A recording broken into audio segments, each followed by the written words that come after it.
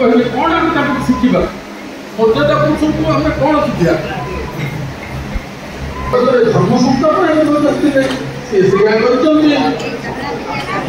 महाभारत मु गौरीशंकर पात्र माँ सरस्वती विद्या मंदिर शिवानंद प्रतिष्ठाता। आज विद्या मंदिर जन्माष्टमी अवसर में मातृश्रमण आयोजन होता। अवसर प्राय 400 ऊर्ध्व माँ आसती, कृष्ण वेशधारी राधा वेशधारी 2 शिशु आसती।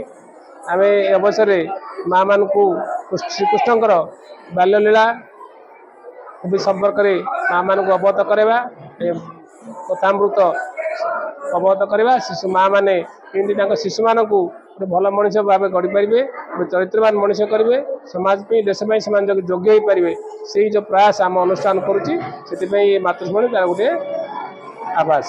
मोर ना हूँ ममता कुमारी पट्टनायक। मु माँ सरस्वती विद्या मंदिर शिवानंद नगर प्रधानाचार्य। आज आम विद्यालय जन्माष्टमी अवसर में मातृसम्मेलन उत्सव पालन कर। आज मुख्य उद्देश्य थिला शिशु मानकर सर्वांगीन उन्नति रे माँ भूमिका कौन से माने केवल जानवे एवं निज शिशु भविष्य को अति सुंदर भाव में केवल गढ़ी तोलिबे से उद्देश्य आज यही उत्सव को आम पालन करुचु। आज यही उत्सव में 400 ऊर्ध्व माँ मैंने आम सहित जड़ित अच्छा से माने आमर शिशु मानकर भविष्य को सुंदर भाव में गढ़ी तोलिबे बोली आशा करी आज आम निकट में उपस्थित रही।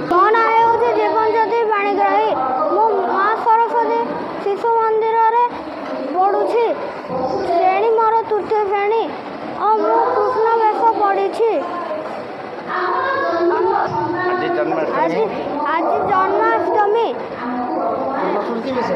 कृष्ण वेश आज मु कृष्ण वेश पढ़ी। आज कार्यक्रम नाच करी बहुत खुशी लगुच।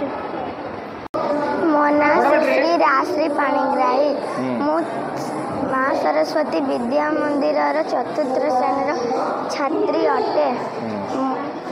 आज मु कार्यक्रम राधा वेश पढ़ी खुशी अनुभव करुच्ची।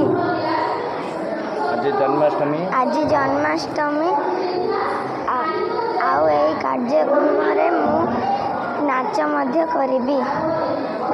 केते खुशी अछ?